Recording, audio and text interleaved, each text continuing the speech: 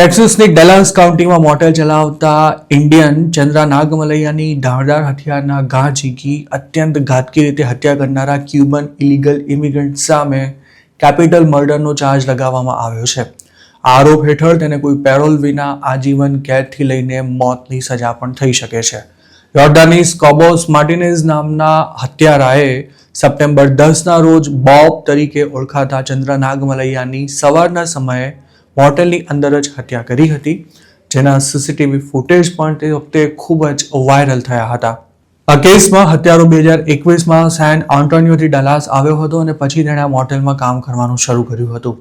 કોર્ટમાં રજૂ કરાયેલા ડોક્યુમેન્ટ્સ અનુસાર બોબનું મોત ન થયું ત્યાં સુધી હત્યારો તેમને ધારદાર હથિયારના ઘા ઝીકતો રહ્યો હતો અને પછી તેણે નાસી જવાનો પણ પ્રયાસ કર્યો હતો, પણ ક્રાઇમ સીન પર પહોંચેલી પોલીસે તેને તે જ વખતે અરેસ્ટ કરી લીધો હતો.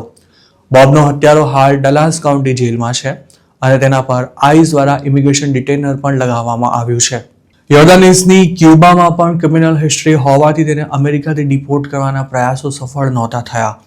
તે અગાઉ આઈસની જેલમાં જ બંધ હતો, પણ ડિપોર્ટેશનનો મેળ ન પડતા તેને ચાલુ વર્ષે જ જાન્યુઆરી 13ના રોજ રિલીઝ કરી દેવામાં આવ્યો હતો. ટેક્સાસ આવતા પહેલા તેણે કેલિફોર્નિયામાં પણ અમુક ક્રાઇમ કર્યા હતા.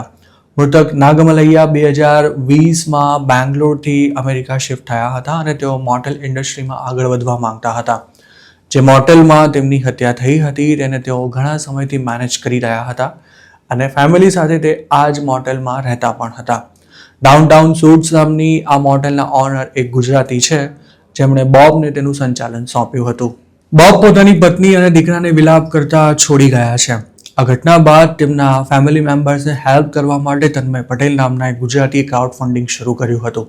GoFundMe પર $5 લાખ એકત્ર કરવાના ટાર્ગેટ સાથે ક્રાઉડ ફંડિંગ શરૂ કરાયું હતું, જેમાં અત્યાર સુધી $4.47 લાખ એકત્ર કરી શકાયા છે. બોબનો 18 વર્ષનો દીકરો હાઈ સ્કૂલ ગ્રેજ્યુએટ છે અને હાલ તે હોસ્પિટાલિટી મેનેજમેન્ટનો અભ્યાસ કરી રહ્યો છે. તેમના પર અટેક થયો ત્યારે તેમનો ટીનેજ દીકરો પણ મોટેલમાં જ હાજર હતો અને તેમની પત્ની પણ ત્યાં જ હતી.